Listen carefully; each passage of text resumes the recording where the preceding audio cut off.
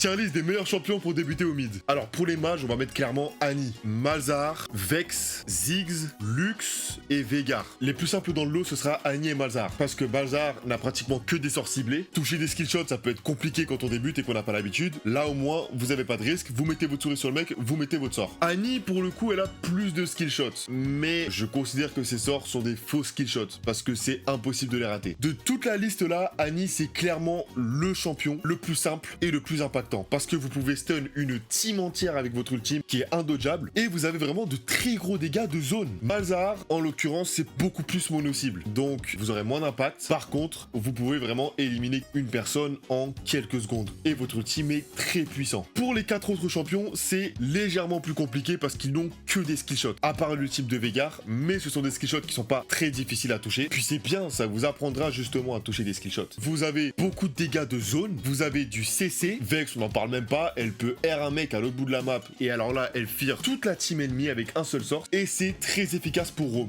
Ziggs et Lux, grâce à la range de votre team, vous pouvez avoir un impact sur les autres lanes. Et Veigar, à Baello, les games ont tendance à s'éterniser. Vu que le champion scale en illimité, il profite du fait que les games soient longues. Donc ça, c'est pour les mages. Donc on va y inclure aussi des assassins. J'aurais tendance à mettre Fizz, Echo et Diana. Ça, c'est 3 assassins qui sont très simples à jouer. Notamment Fizz et Echo parce que vous avez de la survivabilité. Avec Fizz, vous pouvez vous escape avec votre E, vous êtes impossible à cibler. Et avec Echo, vous pouvez remonter le temps. Donc, vous pouvez vraiment prendre des risques. Vous avez toujours une chance de vous échapper. En plus de ça, vous avez de bons dégâts, vous avez du CC, donc c'est très bien. Diana, c'est beaucoup plus punitif, mais en revanche, vous pouvez go in très facilement avec et votre ultime est un excellent sort d'engage. Diana, à égalité avec Vex, en vrai, vous aurez le meilleur potentiel d'engage, le plus gros impact dans un fight. On peut ajouter Echo aussi si jamais vous arrivez à caler un bon Z, mais c'est beaucoup plus difficile. Et si vous voulez un champion qui est plus tanky, à ce moment-là, je vais mettre Galio et je pense que c'est le seul. Parce que Galio tank bien, c'est facile à prendre en main. Pareil, ça a beaucoup de CC et surtout l'ultime est broken à Baello. Vous pouvez roam très facilement et complètement changer la donne d'un fight, que ce soit pour aller en bot lane, que ce soit pendant un team fight, peu importe. Puis on peut peut-être rajouter Panthéon aussi. Le gameplay est assez simple et ça va dans littéralement les mêmes raisons que Galio sinon. L'ultime c'est un peu le même concept, donc c'est très pratique et c'est facile à prendre en main. Mais le meilleur champion, le top 1, on va le noter, c'est vraiment Yasuo. Jouez-le à Baello. Le perso est très simple à prendre en main, ça fait beaucoup de dégâts, c'est vraiment broken. Franchement, jouez-le.